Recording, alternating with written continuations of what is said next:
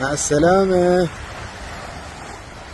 المتحدث مع الرسمي السلامة باسم رئاسة تايتانيك الجمهورية السعودية. المستشار أحمد فهمي.